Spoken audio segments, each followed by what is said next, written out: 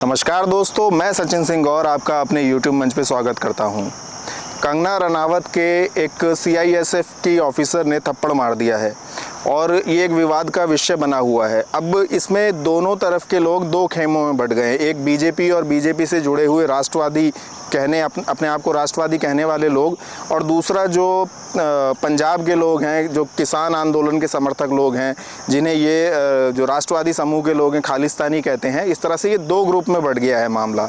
तो ये लोग इसको गलत ठहरा रहे हैं, जो ये बीजेपी साइड वाले लोग हैं, और उधर वो जो पंजाब के लोग हैं, किसान आंदोलन के समर्थक लोग हैं, वो इसको सही ठहरा रहे हैं। तो जहाँ तक बात है इस मुद्दे की सही और गलत होने की, अगर इसको गहराई से देखा जाए तो ये मुद्दा गलत है। वैसे मैं कंगना रनावत का कोई समर्थक नहीं हूँ और ना कंगना रनावत के बयान का मैं समर्थन करता हूँ। जो कंगना रनावत ने उस समय दिया था कि जो किसान बैठे हैं 100 रुपये लेकर के बैठे हैं, वो बयान गलत था, मैं उससे सहमत नहीं हूँ। लेकिन ये जो हरकत की है CISF की ऑफिसर ने और थप्पड़ मार दिया है, ये उससे भी ज़्यादा गलत है। और इसको सपोर्ट करना, एनार्की को सपोर्ट करना है, ये भी एक तरह का मतलब अराजकता को सपोर्ट करना है। क्योंकि वो लेडी जो थी वो ड्रेस में थी, यूनिफॉर्म में थी और ड्यूटी पे थी। ऑन ड्यूटी इस तरह का काम करना बहुत ही गलत है। अगर आप इस कृत्य को सही ठहराते हैं तो इसका मतलब आप इंदिरा गांधी के हत्याकांड को भी सही ठहराते हैं, जो बॉडीगार्ड्स ने किया, क्योंकि उनकी भी तो नाराज़गी थी ना इंदिरा गांधी से। और इसी प्रकार से आप फिर गॉडसे के द्वारा गांधी जी की हत्या को भी सही ठहराएंगे।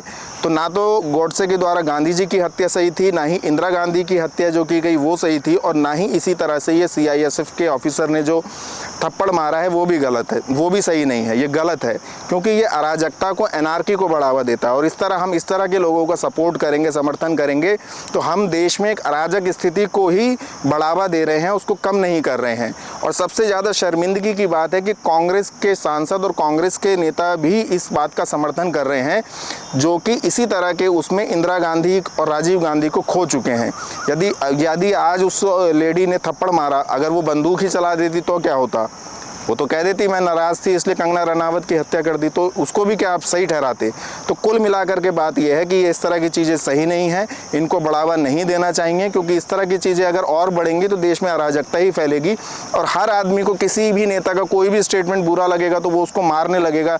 ये तो कोई तरीका नहीं हुआ। आप अपना विरोध दर्ज कराइए, किसी भी तरीके से दर्ज कराइए, लोकतांत्रिक तरीके से दर्ज कराइए, लेकिन इस तरह से आप उसको मारने लगेंगे, और वो भी ऑन ड्यूटी।